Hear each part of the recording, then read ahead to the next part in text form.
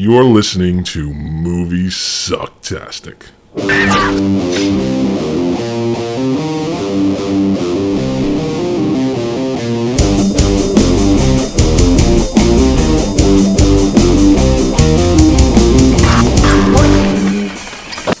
Step away from the bike.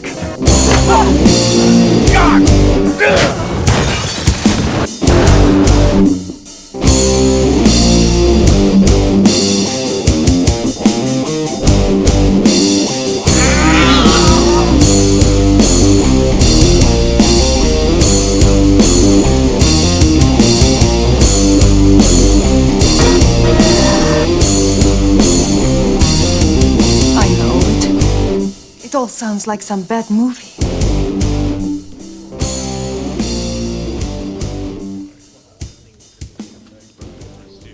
What's in the bag? A shark or something? Hello, everybody. Welcome. Yes. Scott left his mic on for a second. Shut up. If you're quick, you can catch it. Shut up. I don't know what you're talking about. That's okay. It's no big deal. Big meanie. Welcome to Moviesucktastic episode 120.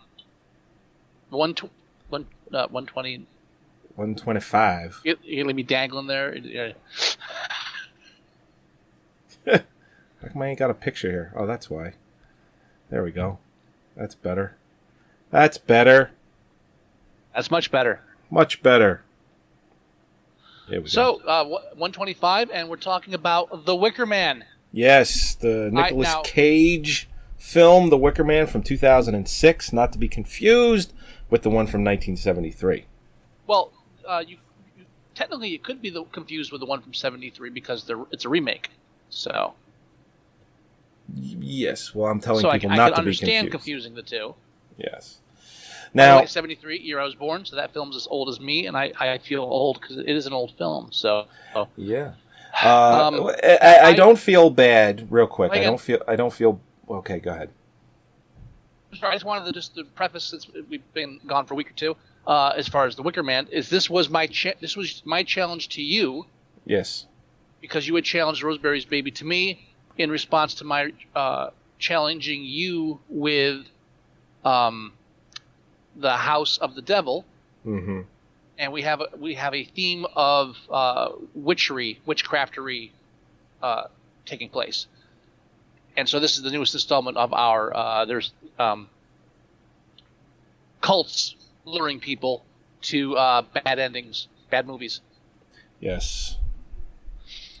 Now, what I was gonna and this would have been, I'm sorry. No, it's okay. No, I was gonna say this would have been a great opportunity to do our remake challenges where we watch the original and the remake, but The Wicker Man's a tough pill to swallow on its own, and neither of us had the time to go back and watch the original Wicker Man, or patience, I would say, at this point. So we'll mention the original Wicker Man in some instances. I will, because I watched a little bit of it, rewatched a little bit in preparation, but for the most part, we're just sticking to the 2006. Okay.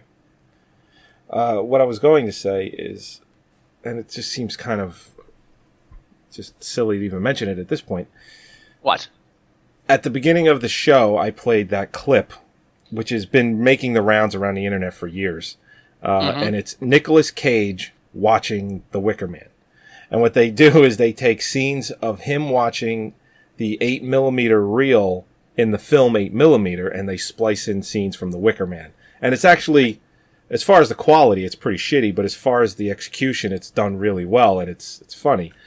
But it moved from that to the movie trailer, and I play, well, and what they had in the original Nicolas Cage watching The Wicker Man, they show scenes from the ending of the film.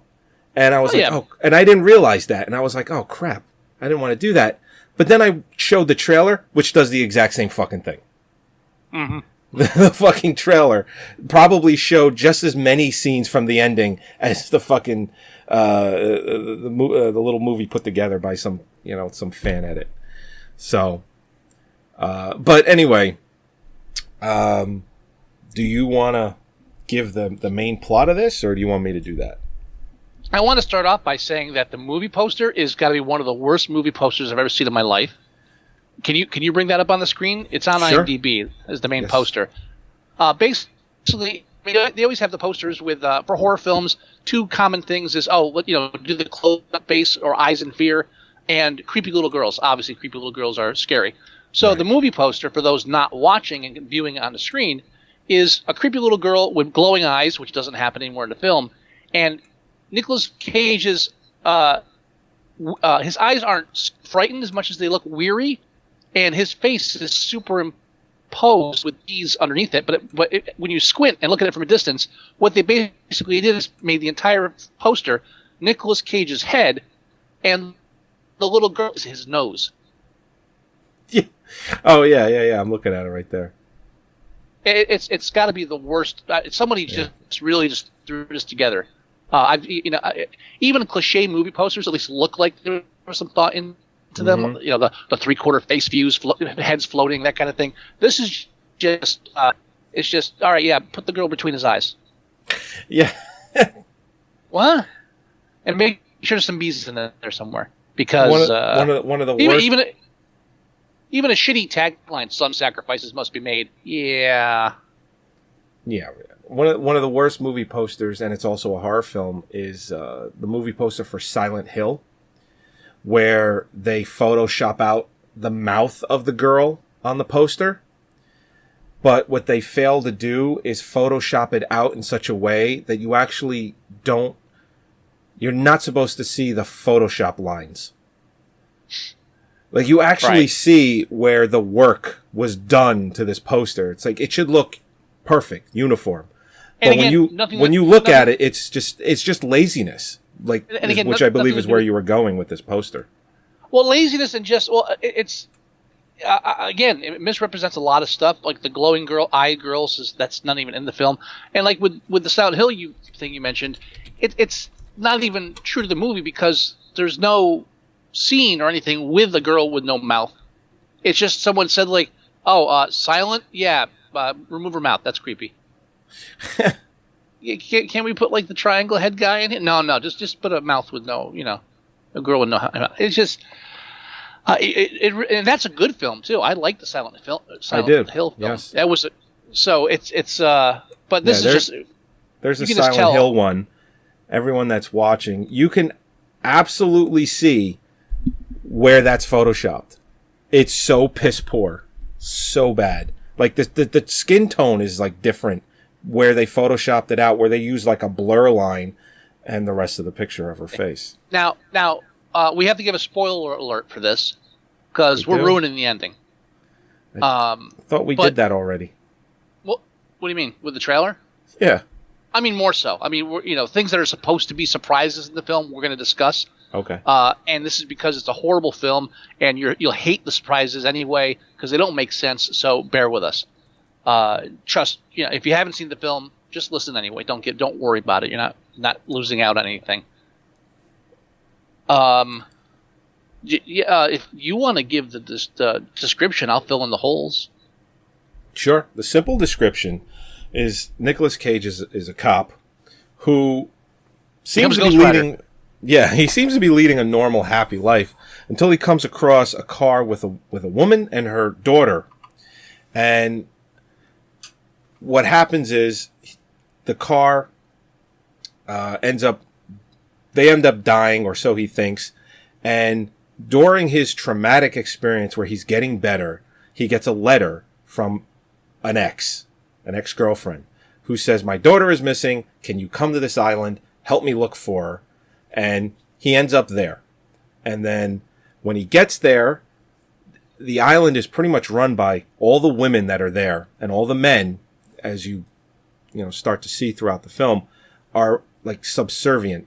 They're beneath the women. So already, it's just too ridiculous. Right. And, the picture just Patriarchal moves on with him trying to find out, this is where this girl is, and if she's alive or dead and whatnot, until it leads to the climax or the end of the film. I wouldn't call it a climax. One thing I noticed, and it's just something I noticed, when he pulls over the car, that has the woman and the daughter. Mm-hmm. And the daughter, she's like, what, 12? I can't tell. Yeah, maybe 10. Could they have gotten a sluttier 12-year-old? No. When she tells him that she's bored, all I'm thinking of, she's hitting on him. I was bored. And she throws her doll into the street. Go get it. They were expecting Humbert. I don't know what... I don't know, man. I mean, Lolita. this 12-year-old is like, I was bored. It's like, okay. Well, now, bored, huh? We I don't want to lead off with my main, like the big ending complaint from the beginning. Okay. So the basic plot is that he's lured to this island. Yes. And then they fuck with him. And yeah. Trying to figure out where to begin with this, because there's my criticism on it compared to the original film is just as far as basic tone. Obviously, I'm going to defend parts of the movie. Okay. There's a certain aspect of the film. I always defend Nicolas Cage's performances in majority of his films. I think he's a great actor. I think he likes to do things differently, and I think sometimes maybe they don't work the way it was supposed to. But I do give him credit for trying to put more into the character than was there on the page. Okay. You know what I mean? So I defend him on that. And I mean, we could go through the film. I mean, you meet him as a motorcycle cop, and he's looking for and when you first meet him, he's looking through this book rack, and he finds this like a motivational set called "Everything's Okay." Yes. Right. Then while he's on the road, he picks the doll up that was thrown out of the car, pulls it over. It's a mother and a precocious child, and then while he's talking to them, a truck hits the car. It bursts into flames. He tries to save the girl from the car, but the car explodes and throws him back. And apparently, they never found the bodies, but they just assumed they were dead. Sure. Yeah. That happens all the time. And this raises no concerns to anybody in the police force, apparently. Well, didn't they also say that the car was stolen and wasn't even registered to anybody? So that not only do they not care about there was two people in there, but they almost kind of think he's going crazy, or it's like, are you sure you saw what you saw? I don't know. They never questioned him about what he saw. I mean, from the two police officers he talks to during the time, he's going through depression because he didn't save the girl and the mother. And when he talks to this one friend in the police force, the guy says, "Well, the car wasn't registered to anybody, and we never found the bodies." It's like, they still haven't found them? No. Says, all right, so that's suspicious enough as it is. No one seems to be acting on this is fucking odd. Yeah. No bodies in the car, and you're going to find something remains even in a burned car. But no, they just act. It raises no. It's like the worst police department in the world, worst cops in the world. Don't think about it. Well, Nicolas Cage is one of the worst cops ever. We can get to that. I mean, he's just, when there are things that are revealed, like these surprises, I'm like, you didn't see that coming? You're a shitty cop. Well, we'll take it once. Here's the next part of the shitty cop thing. They get these letters. He gets in his letters of like condolences, get well soon, that kind of thing. He gets one from his ex-girlfriend that says, "I need you to come here. My daughter's in trouble." So all right, she's on an island. I got a letter from her with no stamp on it, which means someone slipped it in there. And this island apparently is a private secret commune that you have to get permission for. And he's going to the websites, like health food store websites. This place sells honey to health food stores, so they have shipping. They're actually making a product and sending it out. And he's like, they don't have any phones there. I couldn't get a hold of anybody. So, all right, Mr. Detective, let me think. Somebody shipping vast quantities of perishable goods to stores from where they're making them on the island. I'm thinking you could find out how they communicate, like the orders per se. Yeah. How about calling up the fucking food suppliers? How do you call them and say you want 20 cases? Maybe I could do that. No, he says, well, there's no phones, so I'm just going to go there unannounced. Good call. Good call. I like that. He hitches a ride with one of the carriers. Yeah, doesn't even like call ahead to make sure. He just like shows up and said, "Hey, can I get a ride?" And the guy's like, "No." now parts of the they don't like surprise visitors. Like he tells them right there, they don't like that. He's like, "Yeah, it's okay. I'm a cop," and he proceeds to tell everyone throughout the entire film, over and over and over, that he's a cop. Now, you will go to jail. Yeah. Now in the original film, the major point to the police officer in that film. That film opened up, and we haven't gotten too much into the whole commune yet thing, but when that film opens up, the first time you meet him is he's at the island. He flew his own plane there, and he's a very formal, rigid, official, British police officer. Right. And he's on this island that's like filled with like pagan hippies. And the original film opens up with this police officer actually speaking at the pulpit or what have you at a church and talking about communion, about the blood of the Christ and the body of Christ, the blood of Christ. So you're setting up the whole idea of this Christian religion and their weird symbolic rituals involving cannibalism and such. And then you throw him in contrast with this pagan community, which you eventually figure out in the original pagan community. And you draw this strict line between this very dogmatic religion, and that's portrayed by his police ability too. He doesn't talk to anybody like they're equals. He's always, I'm better than you. I'm one up than you. I am the law. I decide what happens. And of course, he's in a community where he doesn't. They don't respect him. They don't come from the same background. I like the fact. So that doesn't work in this film because Nicolas Cage is still pulling the whole I'm a cop thing, but there's nothing to compare it to as far as culturally. Instead of putting him as a strict religious upstanding citizen against a pagan community, they just throw him, this idiot, and throw him into a matriarchal community where women are all in control and power, and also apparently all complete bitches. and that's where, and I want to say, I love the lines, Nicolas Cage's lines in the film, because they do speak to the character as being, like you said, a stupid cop. When he walks up to the plane, the guy at the plane, first thing he says is "Ahoy!" And I was like, "What's that mean?" He's like, "I don't know. I didn't know what to say." It's like you really, you could almost see him like trying to hit up like hoodlums on the street for nickel bags or dime bags, what have you. It's like, "What up, Holmes?" Yeah, it's just no wonder I'm not undercover at all. Yeah, no wonder you're driving a fucking motorcycle. You can't talk to people like they're real people. Let's be friends. Yeah, so I mean that whole dichotomy, and that's really where the film starts to fall apart when you realize the people who wrote the screenplay, they didn't want to make any kind of religious challenges, so they took that part out and instead tried to make it matriarchal versus patriarchal, and like man versus woman, etc., war of the sexes, and that's the second thing I'm going to defend. And I'll stop talking in a minute, but for some reason it all came out of roll. No, good. I'm going to defend throughout the film. Again, some of the scenes they showed, a lot of hay has been made over the fact that there are several scenes where he punches and mule kicks and assaults women. Yeah, I defend that. Well, they show that in that clip that I played, where he's watching it, and it's just like when you watch the film and he does it, you're like, good. Yeah.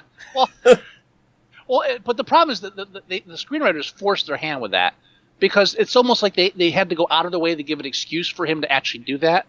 And from taking a step back and looking at the film as a whole, any person in a situation where you're surrounded by a group of people and they become antagonistic, you're gonna strike out. It's like the film Come Play With Us, remake of Who Can Kill a Child. It's like the children are attacking and everybody's dying because they don't want to attack a child. Eventually, one guy's like, "Fuck it, I'm hitting this kid, I'm crushing this kid's head with my rifle butt and moving on." You hit a point where, okay, rules dictate. I'm a guy, you're a lady, but fuck you. I'm gonna knock out the barkeep. but it's so heavy-handed because now, like in the original film, when he comes to the island, everybody's like friendly. They're like, oh, no, they tell him you can't come here, but they still get him out there. They're all trying to be friendly. The problem is their kind of friendliness is it's too friendly for his rigid Christian upbringing.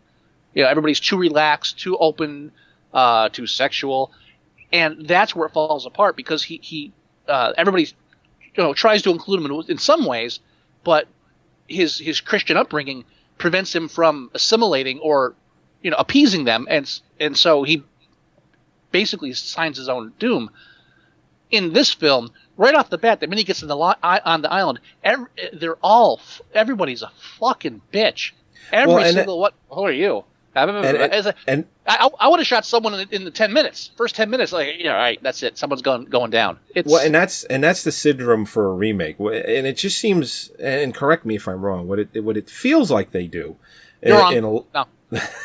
In a lot of these instances, is they take the original, and they will either do a list of this is what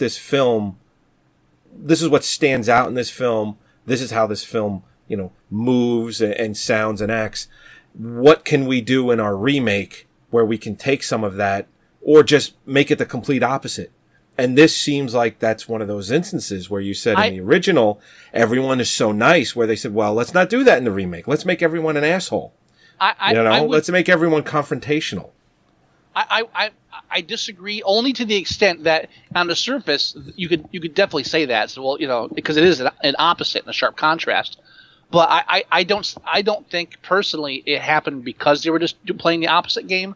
I think it came more from when as soon as they said, okay, we can't do a religion parallel because you kind of setting up the Christian people to be the bad guys in some ways by putting up that kind of situation.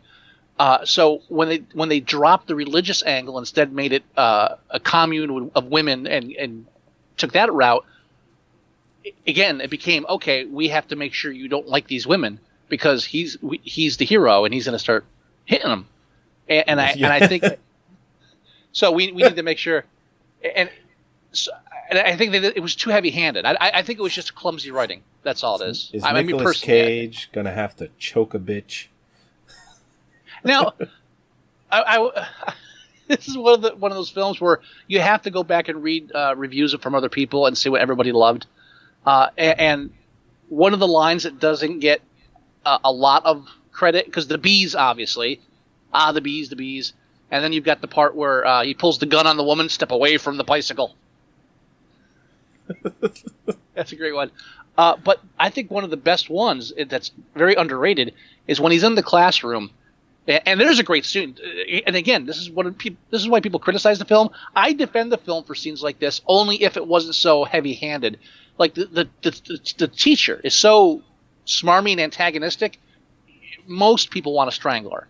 I mean, women too. There's just you can't have a character that just evil.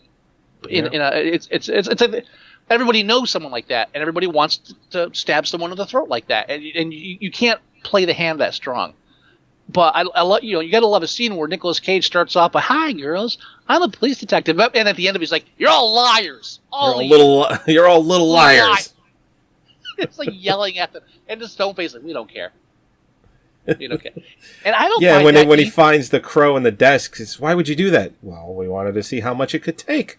Well, that's the best part. When he opens up the desk and a crow flies out of it, he doesn't say "oh" or "wah." He says "what?"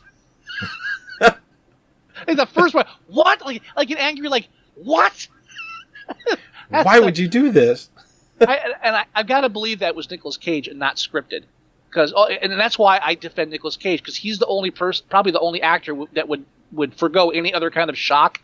And just say, no, I'm angry. Why the hell is there why is there was it a raven or a crow? I think it was Aren't they the was same it a crow? thing?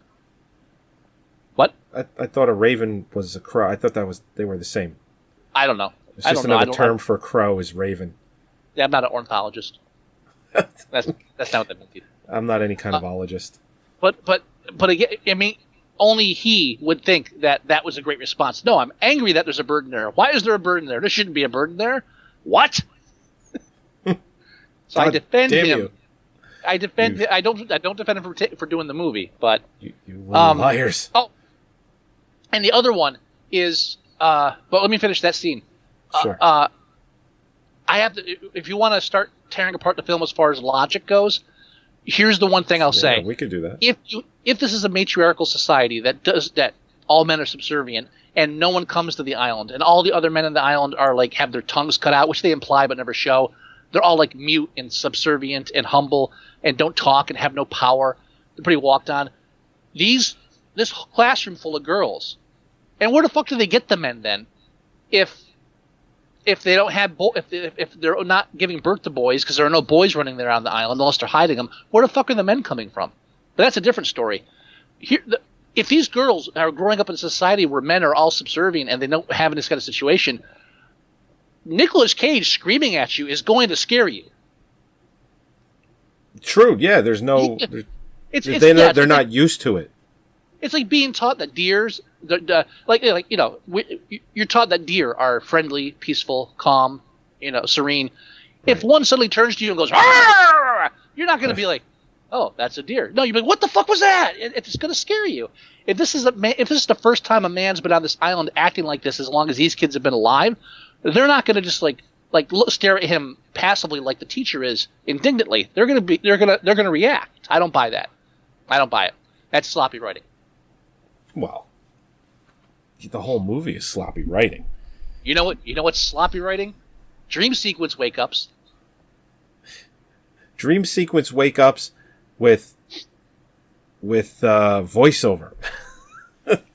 And dream sequence wake-ups that then have another wake-up. Yeah. Now that's something right out of Raising Cain. Ooh. Or any Nightmare on Elm Street film. But the first dream wake up that he has is when he's on. It's the funniest. The first really truly unintentionally hilarious scene in the film.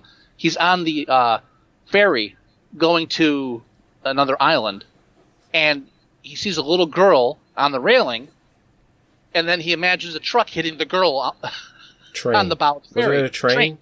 No, well, it's a truck because the truck hit the car, so it's a truck. What was a train? Why would it be a train? The truck hit the car. Dude, I don't know, but it just seemed like it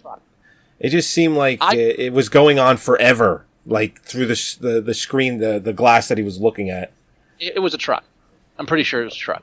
Okay. If you got a plane in the background, it should show. We already passed that part. Yeah, the people. I wouldn't say it's a truck. I attempted to forget this film almost immediately after watching it. Truck or train. It's not shocking that a train or a truck hits this girl on the barge. It's fucking hilarious. and then later on, he has a dream, and it happens again. Right. They flash back. Right. They flash back to the dream sequence. That doesn't make sense. But speaking of, what I think of whenever I watch films like this, or we talk about films like this. And we're not talking about it in a good way. Raising Cain. No, I just always in the back of my head, it always gets in there that somewhere this is someone's favorite movie. Uh-huh. Oh yeah. Somewhere out there. This is someone's favorite film ever. They have a movie poster hanging in their house. IMDb. IMDb message board. Would anyone hate me if this is one of my favorite films? There are people out there. I didn't bother reading it. How could they ever admit it? You know what? Again, you can like it. You can like it. This doesn't mean it's a good movie. That's all. Oh yeah. And I actually give credit for someone who comes out like that and says, "All right," doesn't like, "Oh, you're all wrong." It's like, "Yeah, I like it." That's it. It's like, okay, he's not. I'm not going to say it's a bad movie. I'm not a bad movie, but I enjoy it. Great. I enjoy Nicolas Cage in the film just because I like Nicolas Cage. Another scene where I just like it because it's Nicolas Cage. He's on the dock and he has like 2 repeat nightmare dream sequences. And when he wakes up from the second one, he just screams, "God damn it!" And I was like, I was thinking the same thing, man. As a matter of fact, I think that scene just happened. I'm almost positive of it. And I love when he dives off the dock. He doesn't just dive in the water, because again, this is him as an actor. It's like, okay, I'm diving off this dock, but I'm trying to get underneath it behind me, so I'm not going to dive in. So he like dives side. He looks like someone threw a cat. He dives sideways and turns. So it was just the weirdest dive in the world. But I again, that's somebody overthinking a role, and I don't criticize him for that. What I do criticize, he knows what a steaming pile of shit this film was. Well, after he read the script, he's taking. We've talked about this before. He's taking roles because he needed the money. Well, so he's trying. He's trying to put that little bit extra. If you go back and read interviews before and after the film, they pulled a Tommy Wiseau. Really? Interviews before the film, Nicolas Cage is saying stuff like, when you see this, I don't want you to be scared. I want you to wake up 2 weeks later thinking, wow, I can't get that scene out of my head. We're trying to really just terrify people. After the movie, years later, interviews are asking about the film, and he says, well, I'm not going to say either way whether it was intentionally funny or not, but just think of this. I'm in a bear costume running after this. So he's playing it as, it's an inside joke. We knew the movie was funny. You didn't know the movie was funny. You didn't. Don't, liar, pants on fire. And for any comparison, even the Tommy Wiseau mention that Scott's talking about is when he made The Room, he intended for it to be a real dramatic, romantic film. And when it came out and it was just $6 million budget later, it was laughable. He said, I meant it to be a comedy. Well, and they cut a second trailer. If you go to YouTube and search both trailers, the first trailer is was the first trailer not since Tennessee Williams, or was that the second trailer? That was the first trailer. The first trailer was like, not since Tennessee Williams, drama. And then the next one, they put funny background music behind it. When 5 people get around in a room, anything can happen. What the fuck? No, we meant to do that. Ha ha ha. I did not. I think Tommy Wiseau should do the bees. You see Tommy Wiseau as the policeman? That would be great. You're liars. You're liars, little ghost. You're liars. Oh, Tommy, you're my favorite customer. You're the best. Hello, doggy. Oh, hi, doggy. Hi, Summer's Isle. How are you doing? Ha ha ha. Oh, Summer's Isle, you're tearing me apart. Literally, you're putting me in a Wicker Man. All right, I'm going to skip back and attack the film on the writing again. Okay. This is your field, so. Well, it's anybody's field who follows a film, like plot holes, that kind of thing. Whenever you put something in a film, there's a reason for it. The whole ploy of the movie, and as somebody else in some of the news groups I was looking through, like reading other people's opinions, said this movie ripped off Spellbinder, which was the film we were talking about last week, or the last episode when I challenged almost my challenge. Yeah, and it's not that they ripped off Spellbinder. It's that almost every single film about witches or warlocks or covens has the exact same plot. You run around like an idiot, at the end they say, "Ha-ha, we planned the whole thing this way." It's complete bullshit, and it never works. The ending of the game makes more sense. There's no way you could actually do this kind of plot where it's so contrived, and at the end they say, "Oh, well, everything was just planned that way." No, you didn't plan it. That's bullshit. Before they hit the big one, the little one, when he's a cop, he's looking at the book rack for this book, Everything's Okay. And they show him packed in his bag, everything's okay. Then he checks it at the inn on the all-women island. When he comes back later on, and he stops one of the girls that work at the one he mule kicks later. He stops her in the tavern. Says, "Did anybody go through my bags? Because I had a book here, or tapes here, and they're gone now." Somebody went into his bag and stole his self-help tape called Everything's Okay. Why are the witches or the whatever? Why do they purposely go into his bag and take out a self-help book? Was it detrimental to their plans? And you never know. You can say symbolism all you want. So, everything's okay, but apparently it's not okay. Yeah, that's great. But still, why do they take the book? I get the stupid symbolism, which is symbolism, which is a slap in the face. Why would they take the book? Beats the hell out of me. If they, they can make excuses at the end. What they say is it is part of the tradition that we have that the hunter becomes the hunted, or the hunter chases the hunter, and we had to contrive everything like this. So you came here of your own free will. So okay, when you wrote when she writes the letter to Nicolas Cage saying, "Come, my daughter's missing," she could have said, "By the way, it's your kid." That would be motivational to say, "Oh, I should go." Instead, she plays vague. So why wouldn't you say it's your daughter that's on the island? You just, instead of saying, "Oh, my kid," because then the cops telling them, "Look, it's not even your kid. Don't worry about it. Some other guys don't."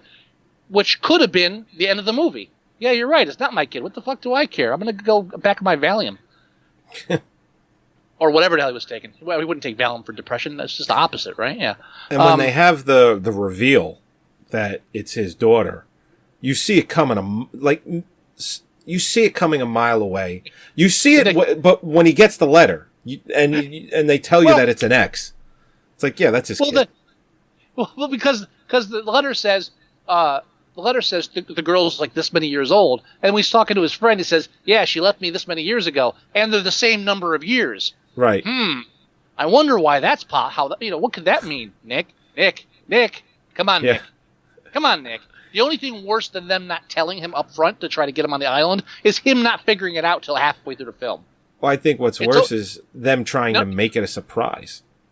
It's almost as bad as the end of Devil's Advocate with Keanu Reeves. I know what you are now. Yeah, we all knew since the first fucking part reel of the film. How? Why is this dramatic? Asshole. Really? You just figured out he's Satan now? Well, we're seeing what you see, Dick. Come on. Dick. Dick. Yes. At the very end. I'm just looking at pictures of Lily Sobieski. What? You're not... Who's that? That's the one girl that asks him to take her off the island. Can you please take me with you?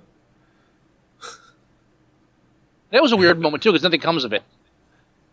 Well, not until the end. I mean, it's just... And at the time of this film, not that she was like this huge star, but she was pretty well known, and she essentially has a cameo in this. She has literally maybe 5 minutes of screen time. Well, and that involves my challenge to you, by the way. It's on theme of the unexpected cameo. I like that scene that you just mentioned. I'm glad you brought it up. Because, again, for his character, I like the idea that he finds this girl and say, "Can you take me with you when you leave?" And he doesn't even answer her in this look. And all you can tell what he's thinking is, "What the fuck? I don't care about you at all. Why? I can't answer you because my answer's no." Why the hell would I thought it was great. It's like, I'm not saving any. I'm trying to find a kid. I'm not saving any of you. Right. The fuck. You're all a bunch of bitches. At the end of the film, after he dresses up in the bear costume, which is probably the low point of his entire career. Yeah. That's so bad when he does that. When they get to the end of the film, there's the big reveal that the mother and daughter that were in the car at the beginning of the film are from the island too, and that they lured them to the island. Right. Now. Which you also see coming. Now, yes, but you kind of think to yourself that can't be, because follow the logic here. Willow yeah.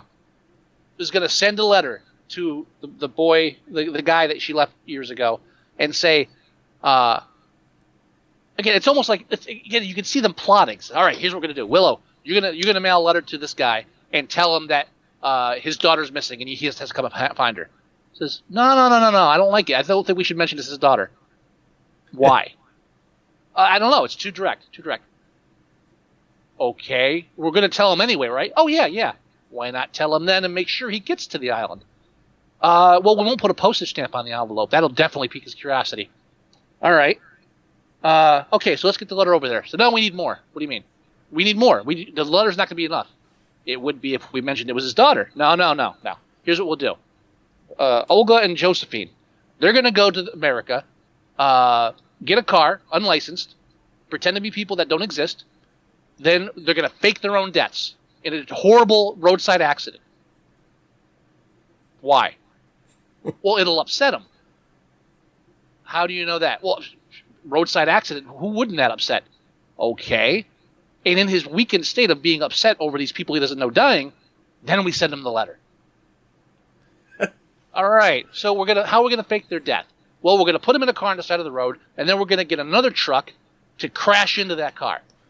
Do we know any truck drivers like that? We'll find something. You'll never hear about it again because no one's going to question the truck driver or even mention him after the accident. Don't worry. All right. So then it crashes into the car. This truck's going to hit the car doing like 90 miles an hour and burst it into flames. Now, the women will be okay in the car. How? They just will. Then he'll come to rescue them. Yeah. They just will. They'll hit the car just right. Then they'll be in the car while it's still burning. He'll try to rescue the little girl, and just before he can reach her, the car will explode. They'll escape without any injuries, and he'll be thrown clear from the explosion. He won't be hurt either.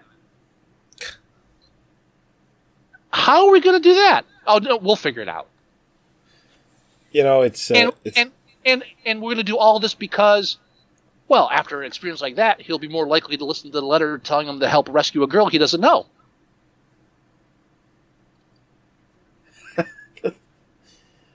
This is why. Yes. This is why there aren't real covens of witches doing this shit, because it's insane. Witches, Satanists, coven people. They are very, very, very silly people. When you mention his ex's, her name is Willow. Mm-hmm. It reminds me of one of my other favorite lines from the film, because every female he meets has. I know what you're going to say. It's like he meets a Daisy, he meets a Lily, he meets fucking Willow as his ex, and he's fed up with it, and she goes, "Hi, I'm whatever." He goes, "Another goddamn plant." It was Rose, the teacher. Was it Rose? Yeah, he goes, "Another goddamn plant." I think that schoolhouse sequence underlines the best and worst of this film in one setup. Right. Nicolas Cage is acting again, it's like he's crafting a real character and not just. I'm defending his acting. God, fuck all of you that are laughing right now because of that. So, and it just delivery is like, of course, another Rose. Like, he's just very flippant and dismissive of the whole thing, little liars and everything. And then, right. but meanwhile, fucking Rose, just ratchet up. Just ratchet up that smarmy smugness. That kind of half. She has a Sean Hannity grin. That's what it is. Yeah. Just get that Sean Hannity grin where it's like, you're an asshole, I'm smarter than all you, and fuck you. And you just want to punch it off. She's the one that should have gotten punched. How she got away scot-free? Kind of like the grin that Chris Christie's wife just recently had in that photo. Wow. All right, we're not talking politics on the show, but I will say that I'm not saying anything mean against her, but somebody in his staff needs to give her some lessons on how to contort her face properly when standing behind him during speeches. And not suck your chin in so all of a sudden you're like Beaker from the Muppets and don't grimace and smile like you're the wife from Bob's Burgers. For the love of God, somebody just give her some prepping on how to act in front of a camera, because you're not doing her any favors. Right. Besides that, I felt I needed to bring that up. Oh, and then after we get him to the island, after all that, make sure to steal any self-help motivational tapes he might have on his possession. We don't want him to, get help. We want him Yeah. to stay in the state that he's in. Oh. There were little parts of the film I liked, little touches, but you can just tell in the grand scheme of things, it was just sloppily put together. Just Yeah. again, the worst detective in the world. First of all, didn't check his gun. Nope. He gets his gun. He's in a dangerous mission. Don't check it to make sure. He did it earlier in the film, but don't check it now to make sure there's still bullets in it. Because that would be silly, especially when you're going to save someone. In pretense of them being in danger. Definitely don't check the gun to make sure it has bullets in it before you go, because that would be silly. And as a trained detective, you shouldn't really be able to tell whether a gun is empty or not based on the weight of it. I'm assuming there's a slight difference. I don't know. Either way, you shouldn't assume. You should just fucking check the gun. But yeah, when he first gets on the island, the biggest plot hole in the whole film, when he walks up, there's two men carrying a big gunny sack, and two immediately indignant, smarmy bitches. And he's like, "What's in the bag? A shark?" Where the fuck did he get a shark from? A shark. Why would it? The first thing in his mind is that a shark in the bag? What's in your backpack? A dozen weasels? But no, it's books. What the fuck's wrong with you? And they never reveal what's in that bag. Well, yeah. I Was mean, it they a shark? should. No, well, it was something flopping around. It was something, right? But his first guess was, "Is that a shark?" All right. Well, they try and make you think that it's the guy that flew him in. I thought they were trying to make you think it was like a girl or something. Well, no. What happens is they said, "How did you get here?" And he mentions that it's, and then they kind of answer the question for him. Oh, whatever. What's his face flew you in? We'll take care of him. And then, but he already flew away before that scene. Oh, is that okay? Yeah, because he flew back later. I say nay, sir. I say nay. Like I said, I tried to forget the film immediately after watching it. But you can't forget the fact that the first thing he thought of was, could it be a shark? A shark? Oh, you got a shark in it? Worst detective in the world. The worst. How did it get burned? How'd it get burned? How'd it get burned? How'd it get burned? I don't know. Okay. The film should have ended half an hour early. It should have been him just like swimming away from the island. Fuck this shit. This.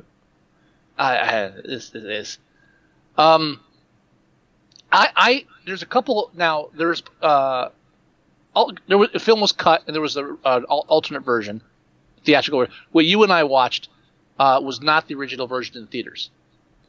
Right. There was some violence cut out for a rating. And a lot of it was mainly the end of the movie. Right. The torture that they put him through with the bees. Breaking the knees. Yeah. Breaking the knees. Now, I read somewhere, somebody had said that their favorite line was that when they broke his knees, they broke the one leg and he said, "Oh, my leg." And then he breaks the other one. He says, "Oh, my other leg." I cannot find any. I can't find any proof that exists because I have not. It wasn't in my version of the film, and I was not. I searched everywhere. And I could not find a version of the film that had that line. Now, if that was in there, I'd believe they were trying to make the film funny. But I think that was just somebody that was stoned when watching it, and they confused what their friends were saying. But there's an alternate ending that was in the. If I'm correct, was in the theatrical version, but they took it off for the DVD release. Okay. And that was at the end. After they kill him, they showed two women from the island cruising bars in New York, trying to find guys to impregnate them for their next ritual. And that's I have that version, and that is that is based off my challenge to you. Oh, okay. All right. So in your version, did he say, "Oh, my leg, oh, my other leg"? I can cue.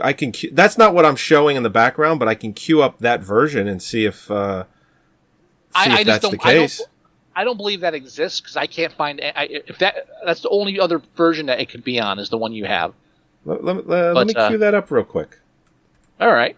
And I mean, other than that, why the hell not? Again, I defend every scene where he punches or hits a woman, or kicks.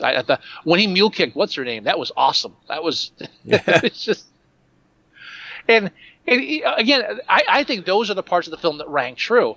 And when he first clocks the barkeep, he's just like a drowned cat, just been fucked six ways. Everybody's just been screwing him over and fucking with him, and it's just like that. He hits that line where, you know what, I've had enough. And it's almost like they push. The whole idea is he's supposed to be the bad guy, and again, this is where it doesn't work, because if you in the original film, it's supposed to be that he's pushed because he's not he's trying to be so formal that he just lets them push him.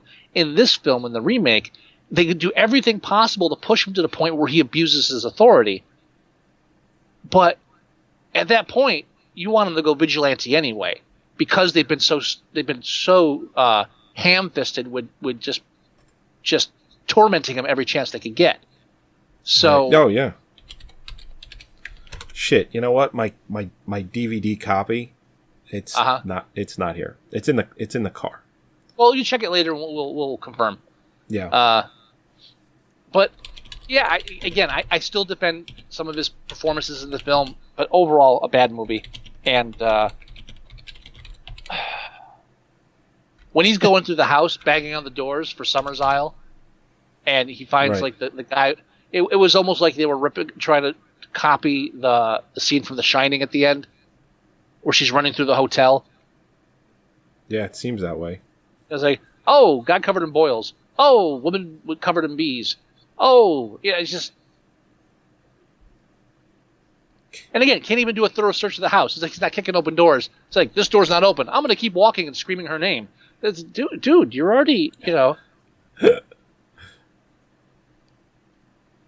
what's going on here? Yeah. Now, I have what I have. I have the end of the film. I actually just grabbed that real quick. It's 3.5 minutes. It could have. It's the whole end of them torturing him. It might have that in it. No, it doesn't. If it's off YouTube, I already checked. Oh, really? Yeah. Because I typed in my other leg, and this came up. I tried. You can try it, but I tried that and I didn't. Give it a shot. We'll see. All right. Let's. If not, it's still just wonderfully light entertainment. Oh yeah.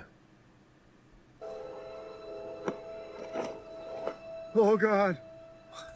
Oh, my God. Oh, my God. No, this is already past the part of where they broke his legs. Yeah. Sorry for wasting everyone's time. We're used to it. Oh. We already wasted our time with this. It took me, in 2006, it only took us like 6 years to get to it. 6 or 7 years to get around to watching it. It took a real long time. Yeah, I mean, I just couldn't. I really just kept putting it off. Still haven't watched Ghost Rider. I haven't watched it yet either. I have both of them. I haven't watched either of them. Oh, God, you have both? I can't bring myself to watch them. I was like, I got them. Okay, I'm going to watch these. I have to watch these. It's but I just can't do it. I can't do it, man. Oh. All right, here's another one. Let's see.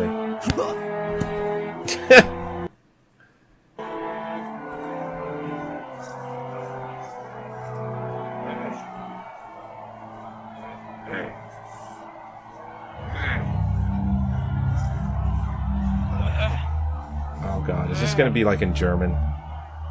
I saw this one. It's dubbed over. It's a school project. I've already done the search. Yeah.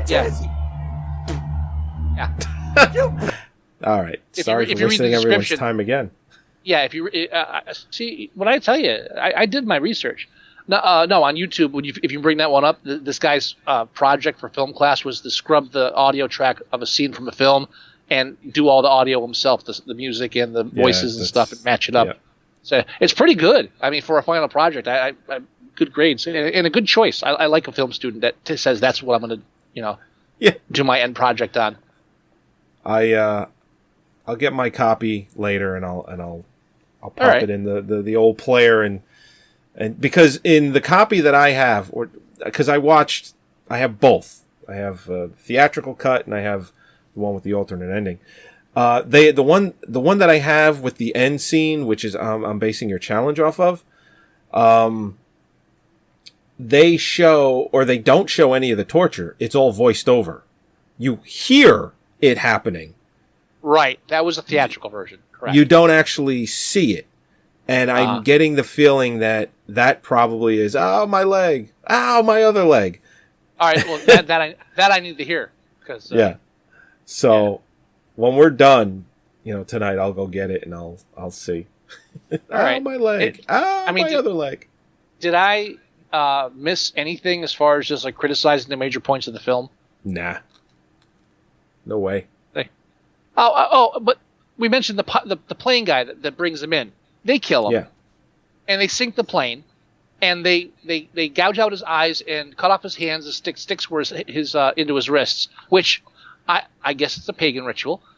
And if this is their only lifeline to the island as far as supplies, and they don't have any phones on the island, again, if they have another way to contact people, that would have been a good way to contact them first. And why would they even do anything like that? Because he was only doing what they wanted him to do.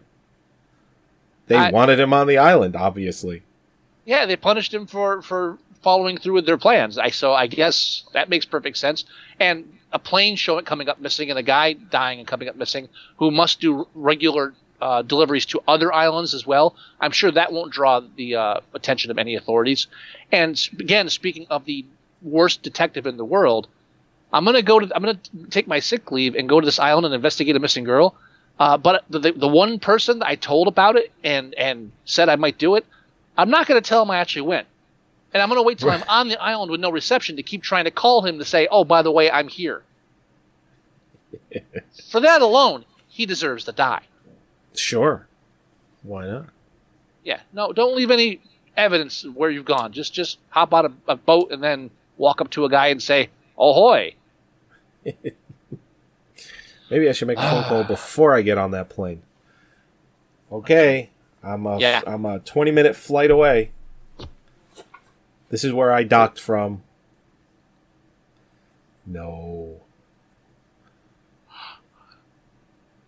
I mean, maybe if this film was the same exact setting.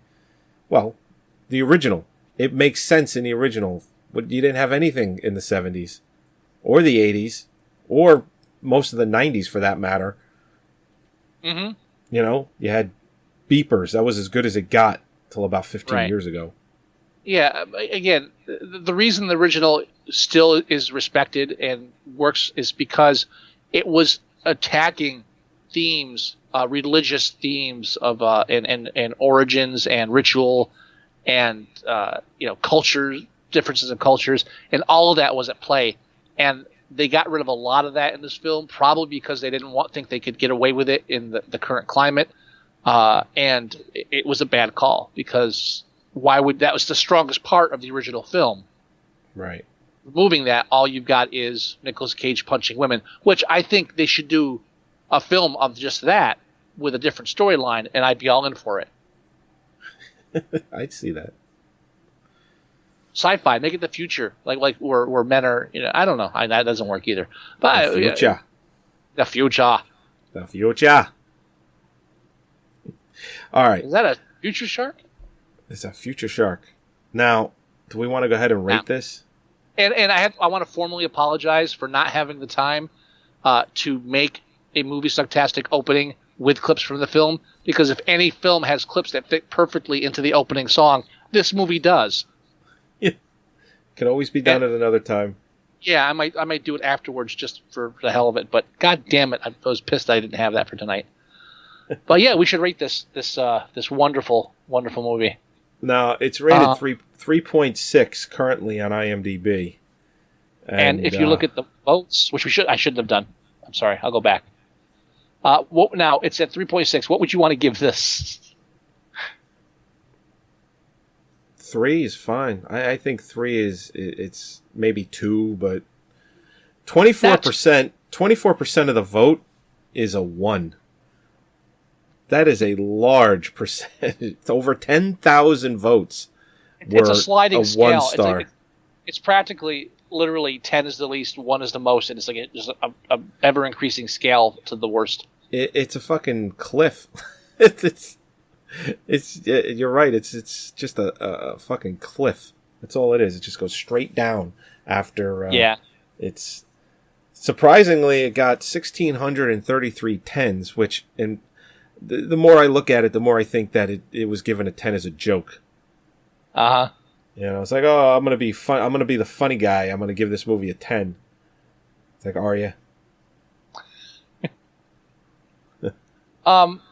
We didn't talk at all about the writer director, and I think it's a good. I think that's a good idea. I don't think we should talk about the writer director. He hasn't done jack shit. No. This movie was supposed to be his big break. $40 million budget. $40 million budget, and money wise, I have the wiki here. Money wise, it did what? It made $38 million. How the fuck did that happen? Halloween release? August, Labor Day. August, Labor Day. Yeah.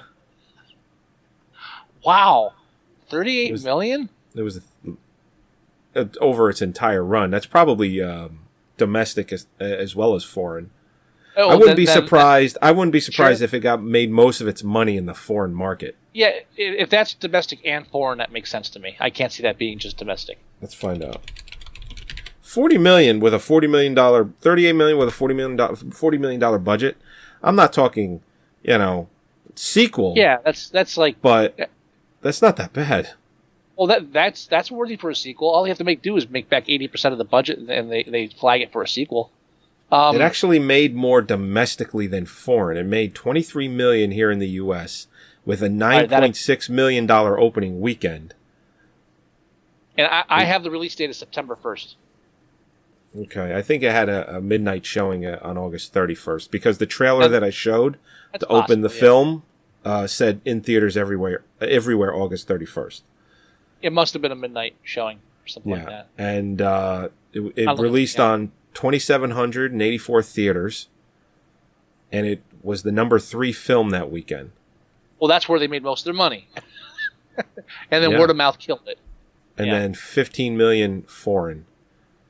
So what do you say, 3? 3. 3 stars. Yeah, I'm sorry. I got us on a tangent there. That was my fault. That's okay. Anything else? End the show. No, that's it. All right. Let's wrap up. We gone way too long. Sorry. All right. Thank you for joining us for episode 125 of Moviesucktastic. Please visit our website at Moviesucktastic.com. Download our episodes there. Watch them there. Or you can send us email from the site at themovieguys@Moviesucktastic.com.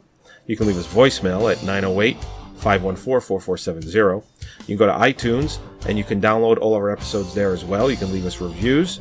You can go to our Facebook page at facebook.com/Moviesucktastic. You can also go to our Tumblr, and that's moviesucktastic.tumblr.com. And is that it? Sure. We need why not? we need to bookend this shit. I'm so tired of this. We're done. Next we'll have pre-recorded next week. I promise. No, we won't. No, we will. No, we will. How much you want to bet? I'll make it substantial because it's a guaranteed win. Now you're just being mean. You could owe me the money this weekend. Wow. All right, everybody. You got any wisdom or anything? Anything for the good folks out there? No, I'm blank. Step away from the bike, ladies and gentlemen. Step away from the bike. God damn it! All right, everybody. We'll talk to you next week.